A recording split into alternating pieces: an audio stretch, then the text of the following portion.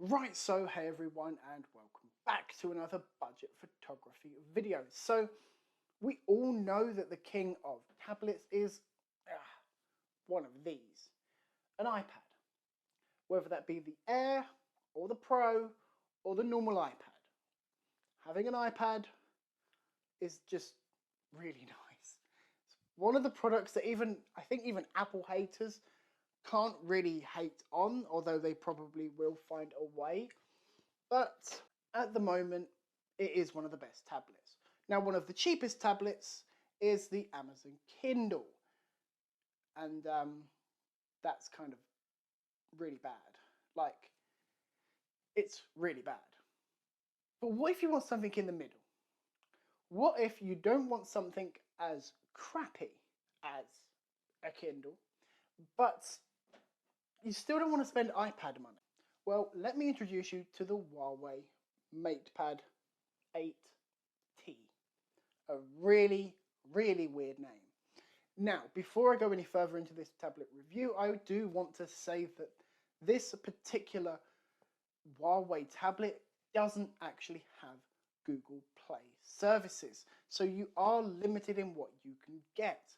So now we've got that out of the way, we can get down to the actual camera review, because that's what we're here for. We're not really here for the specs. We're not really here for the RAM, the screen type or anything like that. We want to know how good it is at taking pictures or video, because that's what we're here for. So how good is it at taking pictures? Well, in all honesty, it's only okay. It's not like amazing, even for a tablet, but it's okay.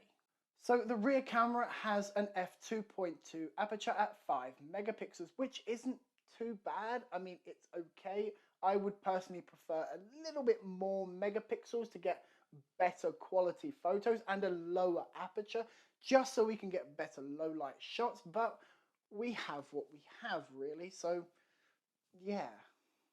It can also shoot 1080p, yes, 1080p video. I don't know the frames per second. I'm going to assume it is probably 23.9, as that is the standard. 23.9 to 24, sometimes 25, but I don't think it's going to have 60 FPS because I think it's just too low end for that kind of high end spec. There's definitely no 4K if that's what you're wondering.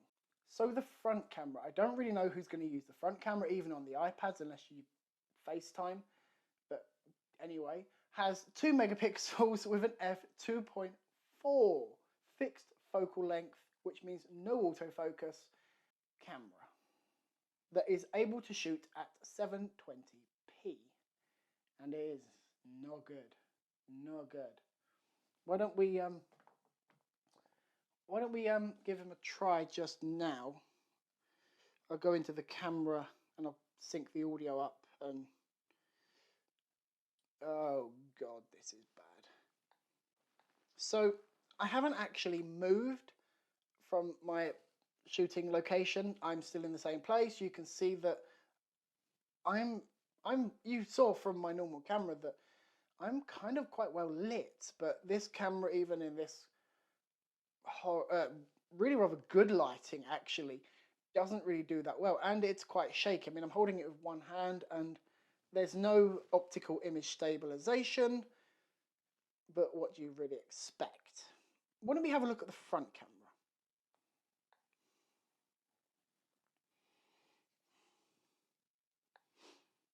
So this is the front camera. I can't actually see what I'm actually doing. I can only see just about in my little monitor just off to the side, but even then I can't really see, so I'm gonna react to it the same as you when I'm editing this footage. Again, there's no optical image stabilization in this, so footage would just look horrible.